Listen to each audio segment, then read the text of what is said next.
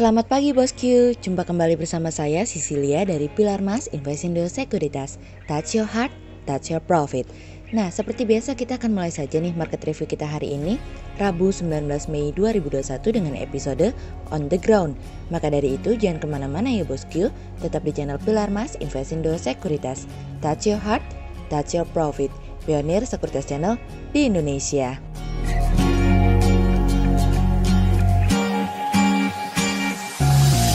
Seperti biasa kita akan mulai dari Global Economics Calendar. Ada berita dari US Total Net TIC Flows yang naik dari sebelumnya 73,7 billion dolar menjadi 146,4 billion dolar. Kemudian ada dari US Net Long Term TIC Flows yang naik dari sebelumnya 4,3 billion dolar menjadi 262,2 billion dolar. Kemudian ada dari US Housing Starts yang turun dari sebelumnya 1.733k menjadi 1.569k. Sementara month on month turun dari sebelumnya 19,8% menjadi minus 9,5%. Kemudian kita akan masuk ke corporate news. Ada berita dari PT Intan Wijaya International Tbk atau INCI yang meraih laba yang diatribusikan ke pemilik entitas induk sebesar 30,06 miliar rupiah hingga periode 31 Desember 2020 naik dari laba 13,81 miliar rupiah di periode yang sama di tahun sebelumnya dari iqplus.info. Kemudian ada dari PT Catur Sentosa Adiprana Tbk atau CSAP yang meraih pendapatan sebesar 12,66 triliun rupiah hingga periode 31 Desember 2020 naik tipis dari pendapatan 12,08 triliun rupiah di periode yang sama di tahun sebelumnya dari iqplus.info.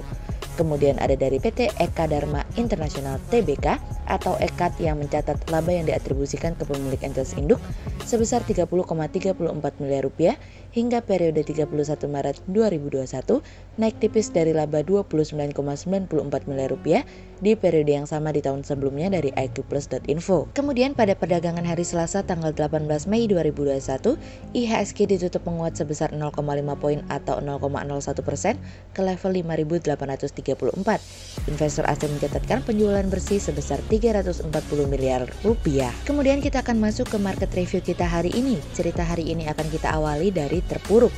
Tampaknya gelombang COVID-19 babak kedua ini tidak semudah kelihatannya nih bosku. Meskipun kita sudah belajar banyak dari babak pertama dan tahu apa yang harus dilakukan. Tingkat pertumbuhan ekonomi Jepang lagi-lagi mengalami penurunan. Penurunan investasi dan kenaikan inventoris menunjukkan sebuah tanda-tanda bahwa pertumbuhan mungkin akan mengalami kesulitan pada kuartal 2 2021 mendatang. Pertumbuhan ekonomi Jepang turun nih bosku, dari sebelumnya 11,6% menjadi 5,1%, di mana konsumsi investasi swasta, pengeluaran pemerintah dan net ekspor mendorong perekonomian mengalami keterpurukan.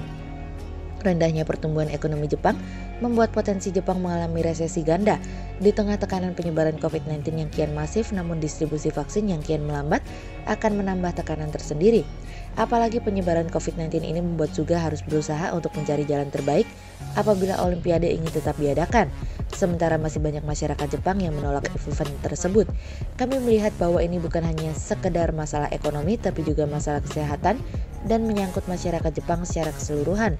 Yang mengkhawatirkan dengan adanya penyebaran COVID-19 adalah konsumsi yang mengalami penurunan karena akan menimbulkan situasi dan kondisi di mana masyarakat akan kembali menunda konsumsinya sampai semua benar-benar dalam situasi dan kondisi yang aman.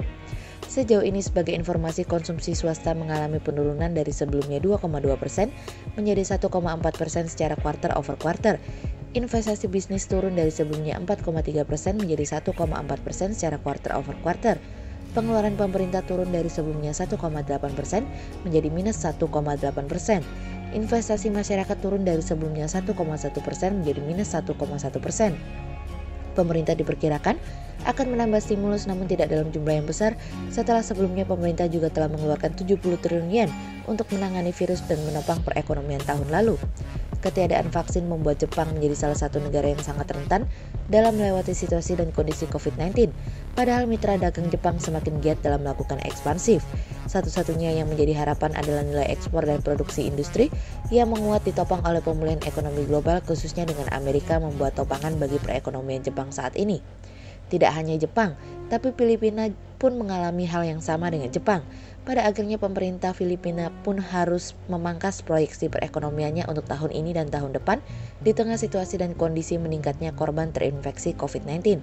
tingkat pertumbuhan ekonomi tahun ini diproyeksikan turun dari sebelumnya 6,5% hingga 7,5% menjadi 6% hingga 7%.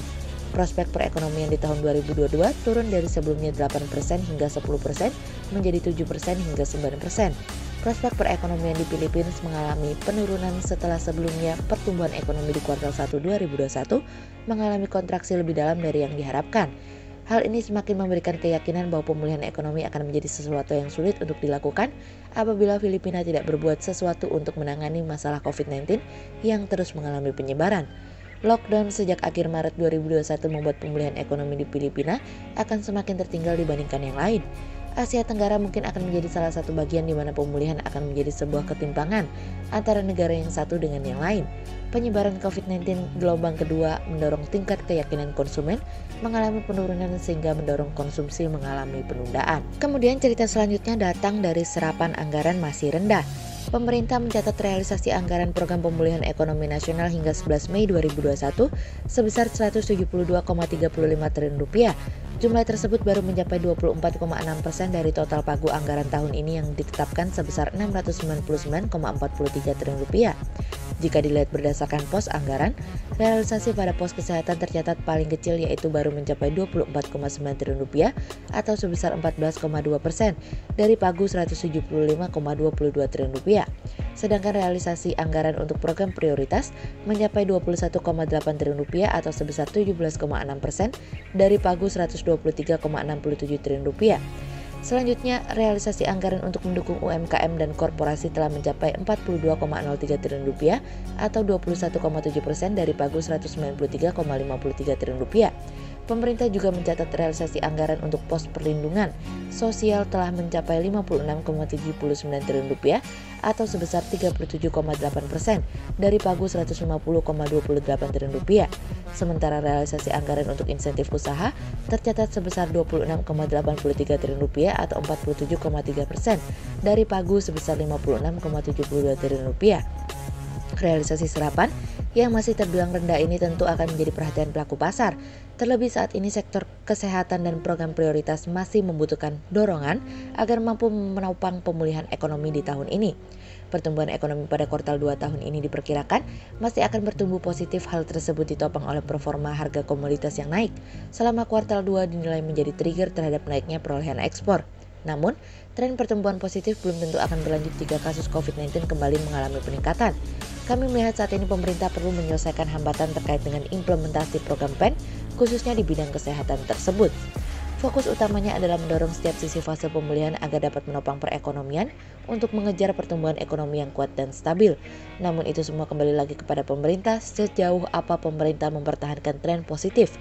Sejauh itu pula keyakinan masyarakat akan tetap melakukan konsumsi.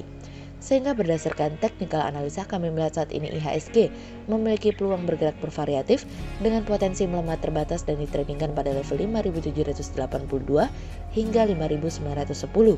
Sejauh ini IHSG telah menembus batas support terbawah kami di 5.925.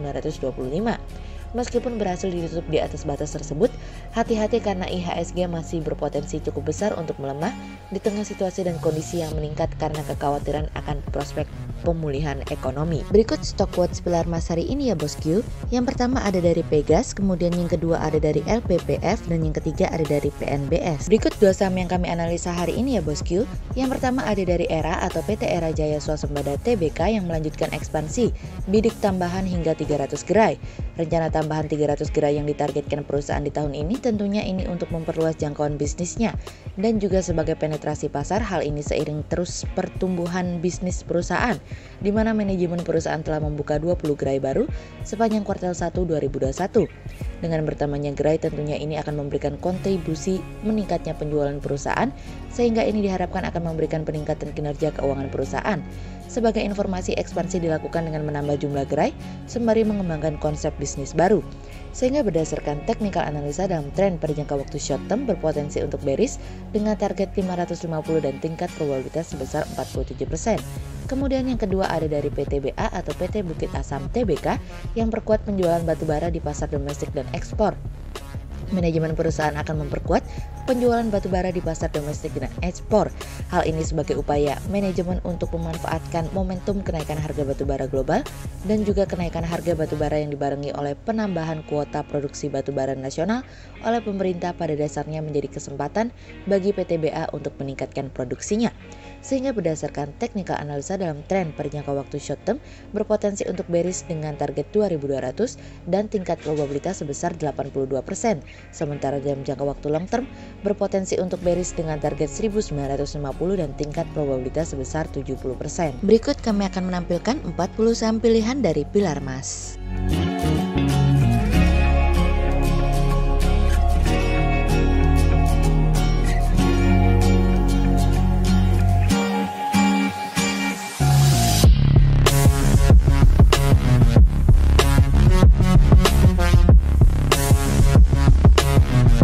Sekian untuk review market kita kali ini ya bosku. Untuk info lebih lengkapnya bosku bisa download PDF dengan klik link di bawah video ini atau bisa juga langsung akses ke website kami di www.pilarmas-investindo.co.id. Dan jangan lupa untuk selalu jaga kesehatan buat para bosku ya. Kita akan bertemu lagi besok pagi untuk market review yang berikutnya. Jadi jangan lupa like, subscribe, dan tonton terus channel Pilar Mas Investindo Sekuritas. Touch your heart, touch your profit. Pionir Sekuritas Channel di Indonesia.